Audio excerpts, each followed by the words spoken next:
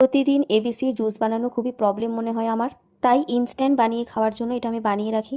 এখানে দুটো গাজর, দুটো বিট, চারটে আমলকি, কিছুটা আদার টুকরো, একটা আপেল নিয়ে ভালো করে এটা ঘষে নেব প্রত্যেকটা জিনিস।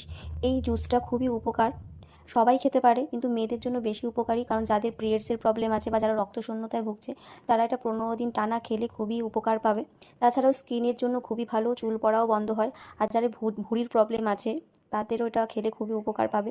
তাছাড়াও যাদের গ্যাসের প্রবলেম আছে তারাও খেতে পারে এটা। আমি খুবই উপকার পেয়েছি, আমি প্রায় 3 মাস ধরে এটা খাচ্ছি।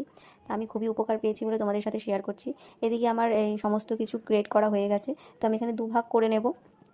যা গরম পড়েছে এই গরমে এটা শোকাতে বেশি টাইম লাগবে না, দুদিনের মধ্যেই শুকিয়ে যাবে হয়তো।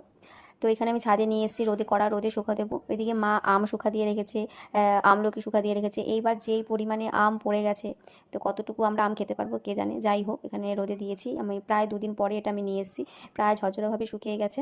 কিন্তু যেহেতু আমি এটা দুপুরবেলা নামিয়েছিলাম ছাদের থেকে, তাই একটু নেতিয়ে গেছিলো, তো আমি সন্ধ্যাবেলার দিকে এটা বানিয়েছি। একটু হালকা ফ্রাইং প্যানে গরম করে নিয়েছি, গরম করে নিয়ে একটু মচমচে হয়ে গেছে বিষয়টা, তারপরে আমি গ্রাইন্ডারে ভালো করে এটা গুঁড়ো করে নিয়েছি। এটা ফাইন পেস্ট করতে হয় না, এটা হালকা একটু দানা দানা থাকলে ভালোই হয়। প্রথম প্রথম একটু খেতে প্রবলেম হয়, কিন্তু তারপরে খেতে খেতে অভ্যাস হয়ে যায়, ভালোই লাগে খেতে। একটু লেবুর রস দিয়ে সারা রাত ভিজিয়ে রেখে পরের দিন সকালবেলায় অল্প অল্প করে খেলে ভালোই উপকার পাওয়া যায় এটা।